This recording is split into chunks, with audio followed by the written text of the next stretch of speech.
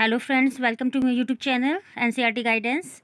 आज हम स्टार्ट करने जा रहे हैं क्लास 10 इंग्लिश की पोएम डस्ट ऑफ स्नो। तो देखिए, पोएम स्टार्ट करने से पहले मैं इसके पोइट के बारे में थोड़ा सा आपको बताना चाहूँगी। इस पोइट के बारे में हम जान लेते हैं, जिनका नाम है रॉबर्ट फ्रॉस्ट।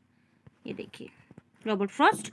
इस पोएम में वह ये बताते हैं कि जिस तरह हमारे शरीर पर, हमारी बॉडी पर बर्फ़ गिरती है तो किस तरीके से हमारा मूड चेंज हो जाता है। मतलब हम किसी भी मूड में बैठे हों, कुछ भी सोच रहे हों, बट अचानक से बर्फ़ गिरी या कुछ हवा के झोंके चले, मतलब नेचर का कुछ भी ऐसी मूवमेंट हमारे मूड को एकदम से चेंज कर देती है।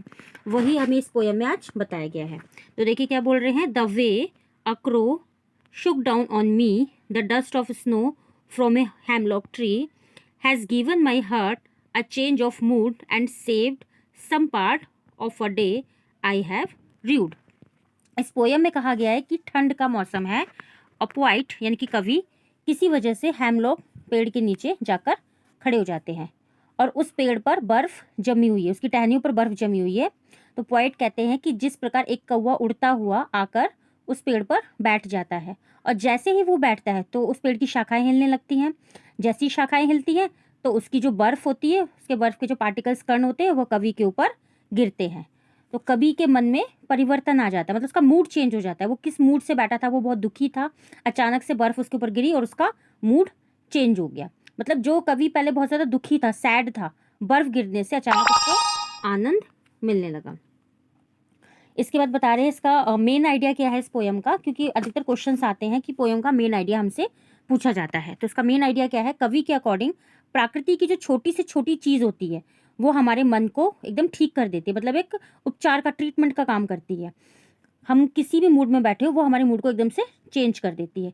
कोई भी जैसे अनहेल्दी पर्सन होता है, अस्वस्थ व्यक्ति होता है, तो प्रकृति में घूमने फिरने जाता है या उसमें रहता है तो वो भी ठीक हो जाता है। कविता में कवि एक पूरे जो उसका पूरा खराब दिन है उसका अनुभव करता है और अचानक से वो, मतलब किसी समस्या में बैठा होता है और अचानक से बर्फ़ गिरती है। जैसे ही वो कौवा आके पेड़ के ऊपर बैठता है, उसके ऊपर बर्फ़ गिरती है और उसका मूड एकदम से चेंज हो जाता है। इससे हमें यह पता चलता है कि कवि की समस्या कितनी छोटी है, जिस पर प्रकृति ने एक प्रकार से विजय प्राप्त कर ली। प्रकृति का पूरा असर हुआ है। प्रकृति के होने से, यानी कि नेचर के होने से कहीं भी, कभी भी और किसी को भी बेनिफिट या लाभ हो सकता है। इस कविता में जो हेमलॉक ट्री है उसको एक जहरीले पेड़ के वे में शो किया गया है, पॉइजनस के वे में, और जो कौवा है, क्रो है, उसको एक बुरे इविल के रूप में दिखाया गया है, इंडिकेट किया गया है। तो जो यूज़ ऑफ फियर है और कैरियर ऑफ जॉय है वो एक आयरॉनिक सिचुएशन में दिखाई गई हैं ये चीज़ें, यानी कि भय का जो यूज़ है और पोइट की जो खुशी, जो उसको आनंद मिलता है, दोनों एकदम आयरॉनिक सिचुएशन में दिखाई गई हैं। इस बात पर फोकस किया गया है इस पोयम में कि लोग और ऐसी चीज़ें जिन्हें नेगेटिव कहा जाता है या नेगेटिव सुना जाता है, कभी कभी वो भी किसी के हैप्पीनेस या जॉय का साधन बन जाती हैं। तो यही चीज़ हमें इस पोएम में दिखाई गई है। ठीक है, ओके। तो अगर आपको ये पोएम अच्छी लगी हो तो प्लीज़ मुझे लाइक, शेयर और कमेंट करना ना भूलें। Thank you very much.